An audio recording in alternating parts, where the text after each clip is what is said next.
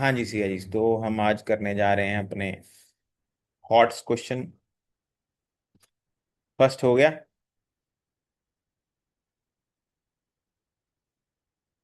ठीक है।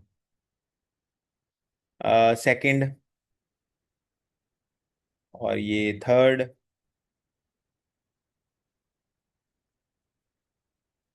फोर्थ। कौन से वाला कराना है फिर? फिफ्थ। ओके ठीक है। फिफ्थ क्वेश्चन ये ऐसी है, यहाँ पे क्या डिस्कशन चल रही है फिफ्थ क्वेश्चन में कि हमारे पास एक ना रीजन है कोई, ऐसे रीजन दिया हुआ है इन्होंने। और इन्होंने कहा है कि यहाँ पे ना कोई डिस्ट्रीब्यूशन पड़ी है। आइडेंटिफाई द चार्ज डिस्ट्रीब्यूशन, मतलब यहाँ कुछ पड़ा है, चार्ज के साथ रिलेटेड कुछ पड़ा है। एंड जस्टिफाई योर आंसर, और उसका कारण इलेक्ट्रिक फील्ड ये है। ठीक है, इलेक्ट्रिक फील्ड ये है उसके कारण। तो अब क्या हो सकता है, ये डिस्कशन करनी है। अब ए पे जो इलेक्ट्रिक फील्ड है, अगर ई है ना, तो ए डैश पे इलेक्ट्रिक फील्ड E/2 बन रहा है, आधा बन रहा है। चलो ठीक है। और अगर डिस्टेंस हम डबल कर रहे हैं, तो इलेक्ट्रिक फील्ड 8 टाइम्स कम हो रहा है। मतलब अगर 12 बन रहा है, तो electric field is proportional to 12 का क्यूब। मतलब इलेक्ट्रिक फील्ड ऐसी, ऐसा हमें कोई ऐसा कोई आइडेंटिटी देखनी पड़ेगी हमें जिसमें इलेक्ट्रिक फील्ड एक तो R³ के प्रोपोर्शनल हो। तो वो हमारे पास डाइपोल बनता है, क्योंकि डाइपोल में electric field is proportional to 1/R³। तो यहाँ पे बेसिकली क्या पड़ा हुआ है, यहाँ पे एक डाइपोल पड़ा हुआ है, -Q + Q चार्ज। और ये हमारी कौन सी लाइन हो गई? ये इक्वेटोरियल लाइन हो गई। और ये कौन सी लाइन हो गई? ये एक्सियल लाइन हो गई। एक्सियल लाइन में इलेक्ट्रिक फील्ड जैसे जैसे डिस्टेंस बढ़ रहा है, इलेक्ट्रिक फील्ड डिस्टेंस के क्यूब के प्रोपोर्शनल आ रहा है। अगर सी पॉइंट देखें तो एल, 3L का 3L का क्यूब करेंगे तो 27L³ बन रहा है ना नीचे। तो यहाँ इलेक्ट्रिक फील्ड E/27 बन रहा है। और इसका इलेक्ट्रिक फील्ड अगर तुम E/2 का हाफ कर दोगे तो E/8। और इक्वेटोरियल पे आपको पता है कि डबल, इक्वेटोरियल का हाफ, एक्सियल का हाफ करें तो इक्वेटोरियल आता है। तो ये इसलिए यहाँ पे डाइपोल पड़ा हुआ है।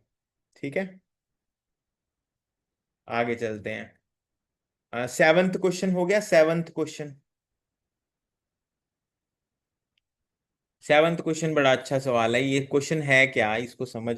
क्वेश्चन को ये मैंने वैसे कराया था तुझे, हमने किया हुआ है क्वेश्चन नंबर 7। क्वेश्चन नंबर 7 ये है कि तुम्हारे पास इस तरह से दो कॉन्सेंट्रिक स्फीयर्स हैं।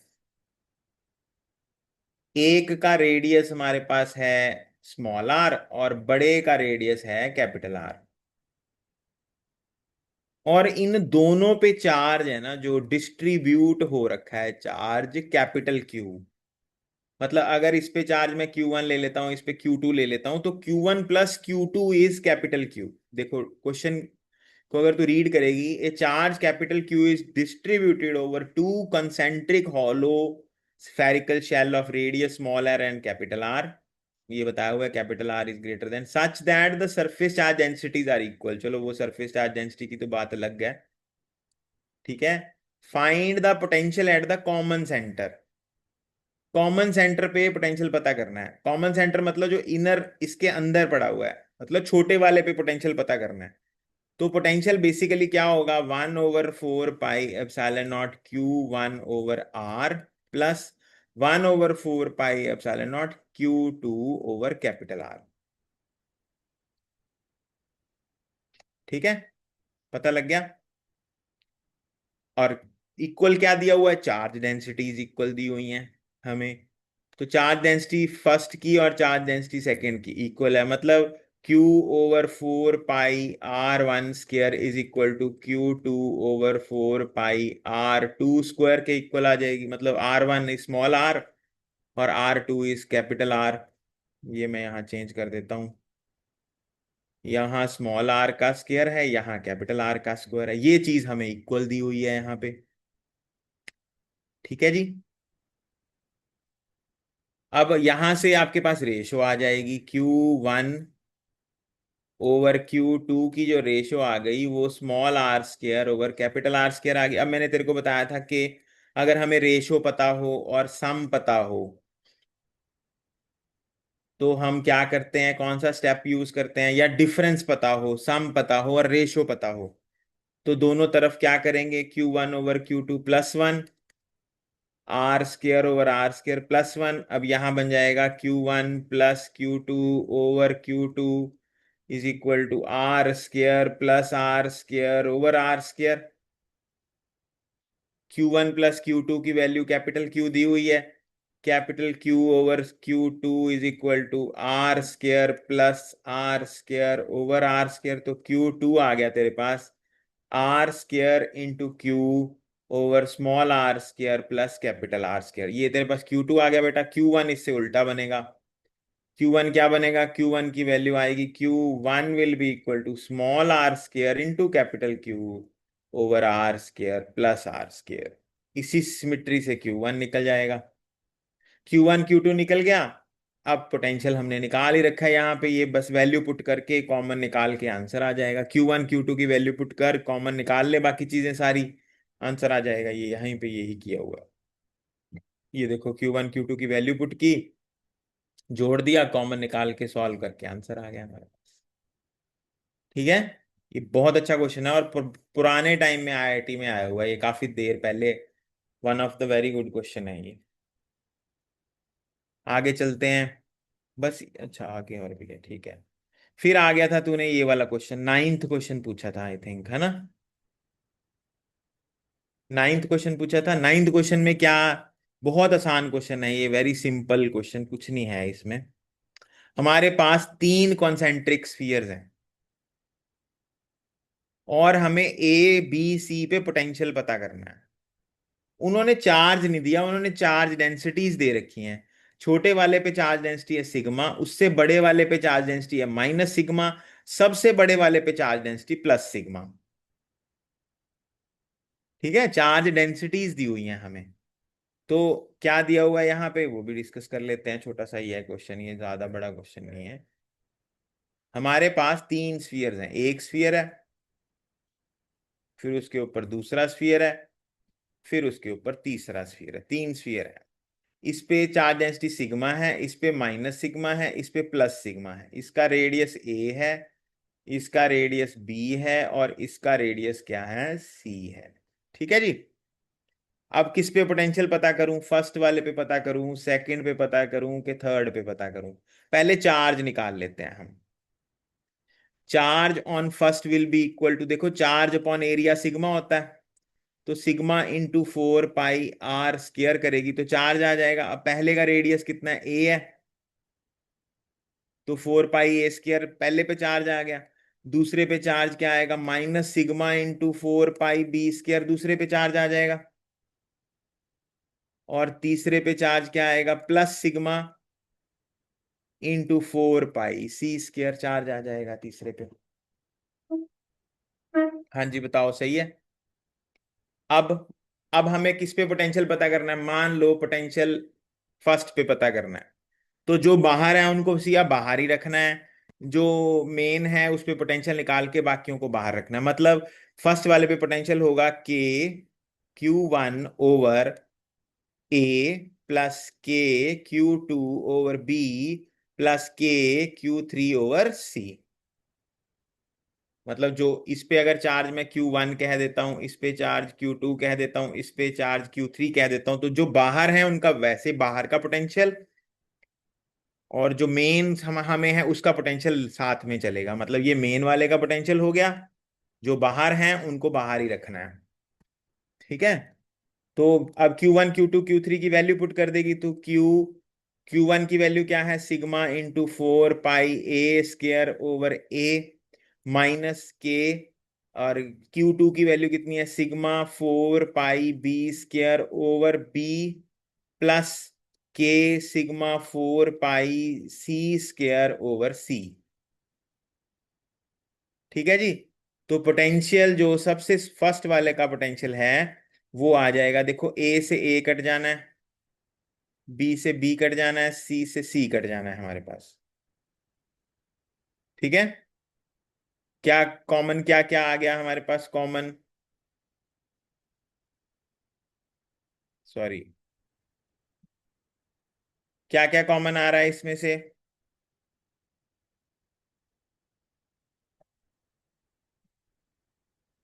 हम्म। के सिग्मा और 4 पाई। बस वो कॉमन निकाल लो, बाकी बाहर कर दो। सिग्मा 4 पाई से 4 पाई तो कट ही जाएगा, के का 4 पाई काट देंगे ना। चलो अभी लिख लेते हैं, के सिग्मा इंटू 4 पाई बाहर आ गया। अंदर क्या बचा? ए माइनस बी। 1 मिनट से है।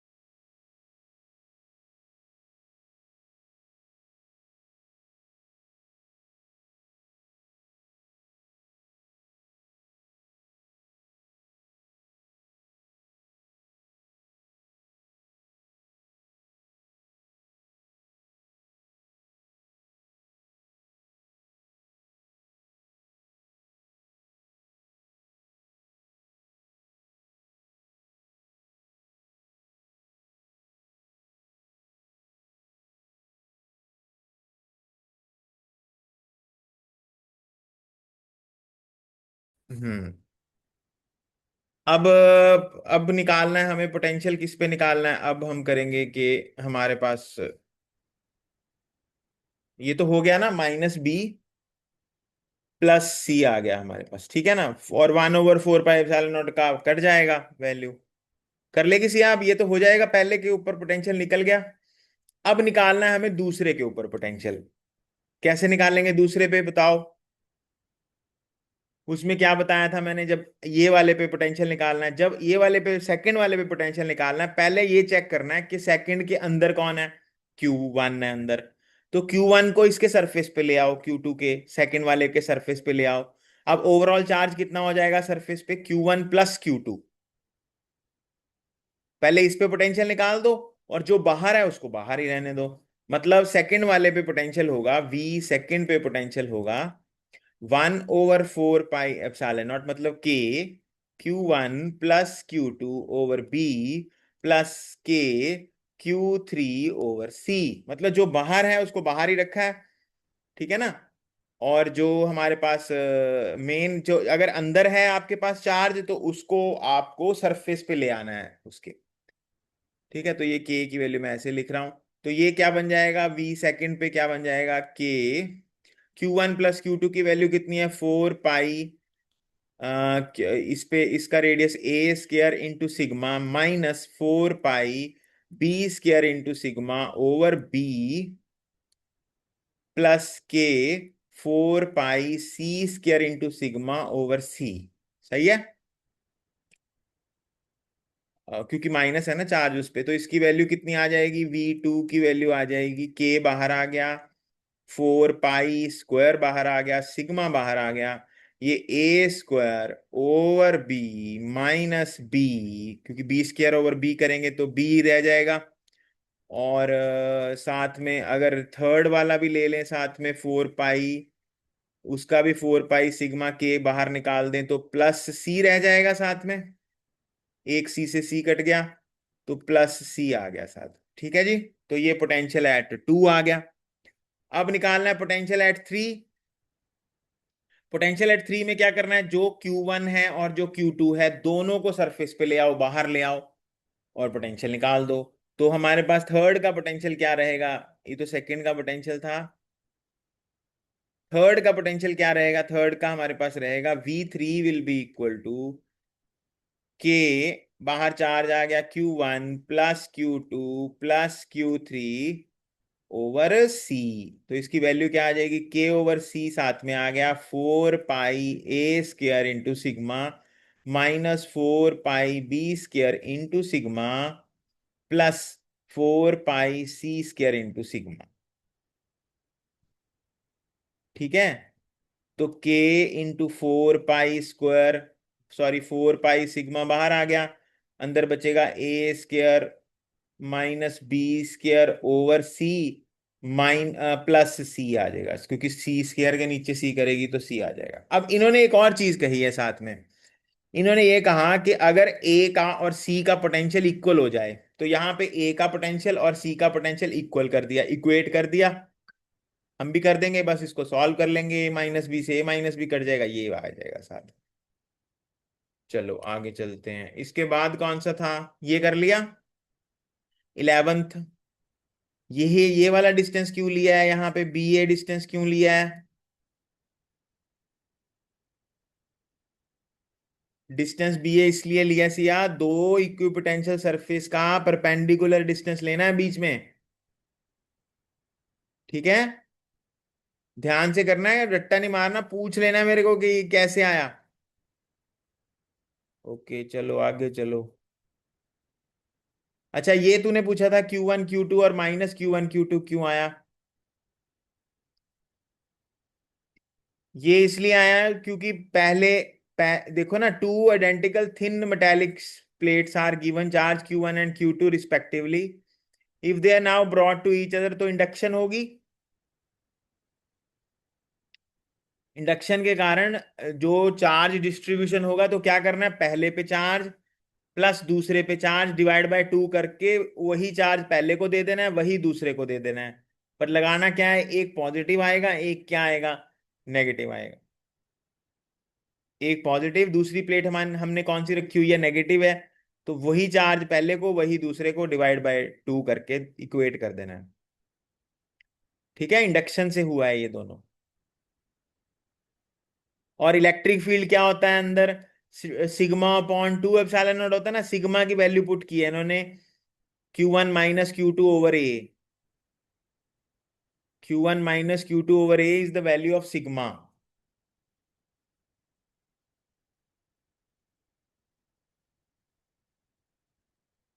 ओके, नीट का पेपर लीक हो गया, दोबारा होगा शायद।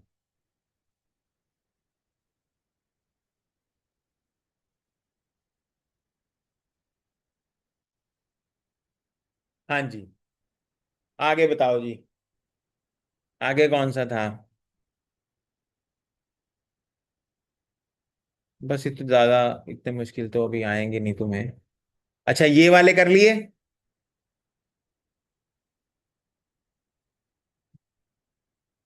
क्वेश्चन नंबर 27 हो गए, पैरेलल सीरीज वाले हैं जो, ये सीरीज में है, ये पैरेलल में है दोनों। ओके ठीक है, इसका एक क्वेश्चन ये वाला आता है, ये कर लिया, ये वाला question number 31। Question number 31 and question number 32 ये दो हैं। देखो ये क्या क्वेश्चन है, ध्यान दे, यहाँ पे ना ये इस तरह से प्लेट दी हुई हैं दो। अब मान ले, हमें हमें पता करना है कि पैरेलल में है कि सीरीज में है, तो हम इसको प्लस चार्ज दे देते हैं, इसको माइनस दे देते हैं। ठीक है, मतलब हमने इलेक्ट्रिक फील्ड लगा दिया या करंट भेज दिया, एक तरफ प्लस आएगा, एक तरफ माइनस आएगा। तो अगर हम प्लस इसको दे रहे हैं, तो ये वाली प्लेट, ऊपर वाली प्लेट पॉजिटिव हो जाएगी, और नीचे वाली प्लेट भी पॉजिटिव हो जाएगी। और इसको माइनस दे रहे हैं, तो इधर वाली प्लेट नेगेटिव हो जाएगी, नीचे वाली प्लेट भी नेगेटिव हो जाएगी। तो दो कैपेसिटर बन गए, क्योंकि एक ही पॉइंट से ऊपर पॉजिटिव जा रहा है, दूसरे उसी पॉइंट से नीचे पॉजिटिव जा रहा है, इस पॉइंट से ही नेगेटिव ऊपर जा रहा है, इसी से नेगेटिव नीचे जा रहा है, तो ये दो जो कैपेसिटर बने हैं दोनों पैरेलल हो गए। पैरेलल में कैपेसिटेंस डायरेक्टली ऐड कर देते हैं, C1 + C2। अब ये जो डिस्टेंस है ना, ये A इसका एरिया है बेसिकली, और D डिस्टेंस है, distance between the plates D है। तो ये फॉर्मूला लगा दिया, ε0A/d, उसको 2 से मल्टीप्लाई कर दिया, क्योंकि सेम कैपेसिटेंस होगी, C1 + C2 2C, तो ये बन गई। और इसी के साथ का ये है। अब P को पॉजिटिव देगी और Q को, अच्छा बच्चे बोलते हैं ये नहीं बना कैपेसिटर, ये कैपेसिटर नहीं बना बीच में, क्योंकि दोनों तरफ प्लेट जो है अब नेगेटिव नेगेटिव चार्ज आ रहा है। कैपेसिटर में क्या होता है कि एक तरफ पॉजिटिव और दूसरी तरफ क्या आता है, नेगेटिव होना चाहिए। अब ये देख इधर, कहाँ चली गई? हम्म अब ये पॉजिटिव है और इधर नेगेटिव है, मतलब ये पी और क्यू है, अब इनको भी पॉजिटिव नेगेटिव दे दे। इनको पॉजिटिव नेगेटिव देगी, देख पी को पॉजिटिव, ये वाली प्लेट पॉजिटिव होगी, ये वाली प्लेट पॉजिटिव होगी, और यही प्लेट नीचे भी जा रही है कैपेसिटर को। नेगेटिव, ये वाली प्लेट नेगेटिव है, दो कैपेसिटर को मिल रही है, और एक कैपेसिटर को नीचे मिल रही है, तो यहाँ पे तीन कैपेसिटर बन गए, एक दो तीन, तीनों पैरेलल में है। इसके साथ का एक और क्वेश्चन है, ये वाला। यहाँ पे देखो लैडर दिख रही है, लैडर दिख रही है आपको, ये लैडर है बेसिकली। ये एक कैपेसिटर ये बन रहा है, दूसरा ये वाला बन रहा है, तीसरा ये वाला बन रहा है, तीन कैपेसिटर बन रहे हैं, एक दो तीन। तो ये अगर आप देखोगे, एक ये है, ये पहला कैपेसिटर जो है उसके उसका डिस्टेंस डी है, जो दूसरा कैपेसिटर है उसका डिस्टेंस बी प्लस डी है, बी प्लस डी हो गया। और जो तीसरा कैपेसिटर है उसमें बी प्लस डी, तो b two b plus d, तो two b d plus two b इन थर्ड के बीच में डिस्टेंस है। और ये नीचे तीन ए दिया है ना, थ्री ए, तो एक प्लेट को ए दे दे, दूसरी को भी ए दे दे, तीसरी को भी ए दे दे, तो ए एरिया बन गया तीनों का। ठीक है, तो ये तीन कैपेसिटर हैं। पहले की कैपेसिटेंस देखो, इन्होंने क्या किया, इन्होंने ऐसे बोला है कि इस प्लेट का एरिया, वैसे ये थ्री ए एरिया देते होते हैं, पर यहां पे इन्होंने एरिया को तीन से डिवाइड कर दिया, हर एक का एरिया ए बाय थ्री और ए बाय थ्री कर दिया है। तीनों का वैसे थ्री ए एरिया देते होते हैं, ए में डिवाइड कर देते हैं, पर ये क्वेश्चन में हमें कैपिटल ए एरिया दिया है, तो हर एक area A by three, A by three, A by three. अब तीनों पैरेलल में है, क्यों? क्योंकि सेम ही पॉजिटिव से इसको भी पॉजिटिव दिया हुआ है, इसको भी दिया है, इसको भी दिया है, और यहां से नेगेटिव को, इसको भी नेगेटिव है, इसको और इसको, तीनों को नेगेटिव दिया हुआ है, तो पैरेलल हो गए। ठीक है, तीनों पैरेलल हो गए।